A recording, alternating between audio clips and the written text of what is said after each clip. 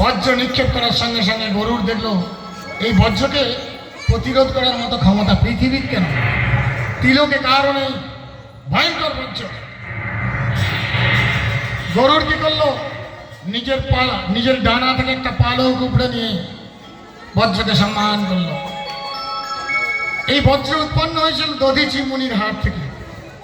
এই দধিচি অনেক মহামুনি, নিজের জীবন দিয়ে দেবতাদের বাঁচিয়েছিলেন বজ্র, নিজে তার হাত থেকে।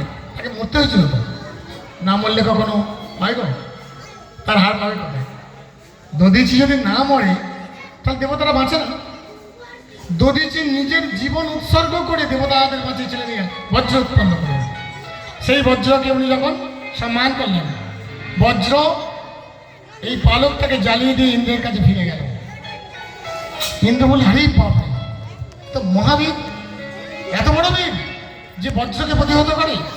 তখন বলছে, হ্যাঁ ভাই বল, তুই ঠিকই বলেছিস, তুই আমার ভাই, কিন্তু যাকে তাকে তো আমি এই অমৃত দিতে পারি না। তুই কি জন্য এসছিস? বলছে, আমার মায়ের দাসী বৃত্তি থেকে মুক্ত হওয়ার জন্য আমি নিতে এসছি। তোকে আমরা এই অমৃতের ভাণ্ড দিচ্ছি, কিন্তু ভাই তুই কদ্রুর ছেলেদের, অর্থাৎ তোর যে সৎ মা, তার ছেলে মানে সর্প, এই সর্পকুলকে যেন বাবা খেতে দিস। তুই যাবি, মাকে বলবি, মা একটা কুশাসন পাতো, সেই কুশাসনেই অমৃত ভাণ্ড বসাবে। যখনই অমৃত ভাণ্ড বসিয়ে মাকে বলবি, কদ্রু, ও তো মা, সৎ মা, কিন্তু মা তো তোর বোঝা, তাকে বলবি যে দেখো আমি কিন্তু স্বর্গে থেকে শিউধা এনেছি, বলো আমার মায়ের দাসী মুক্ত, দাসত্ব মুক্ত। 3 বার যখন দাসত্ব মুক্ত বলবে, তখন তুই কি করবি? বলবি, ঠিক আছে আমার মা দাসী মুক্ত। যেই দাসত্ব মুক্ত হবে, আমার ছেলে জয়ন্ত, ইন্দ্রের ছেলে জয়ন্ত,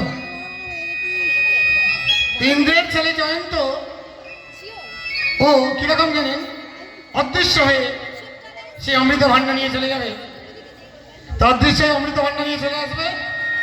আর সাপেরা সেই সময় কি করেছিল জানেন, চেটে চেটে, কুশাসন চেটে চেটে জিভটা চেরা হয়ে গেছিল। সাপেদের জিভ চেরা, দেখবেন কি, সাপেদের জিভ চেরা, তো ওই কুশাসনটা চেটে চেটে জিভ চেরা হয়ে গেছিল।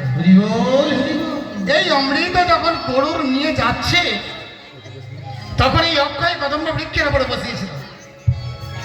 ঠিক জায়গায় এসছে তো, অক্ষয় কদম্ব বৃক্ষের উপরে রেখেছিল। কোথায়? বৃন্দাবনে।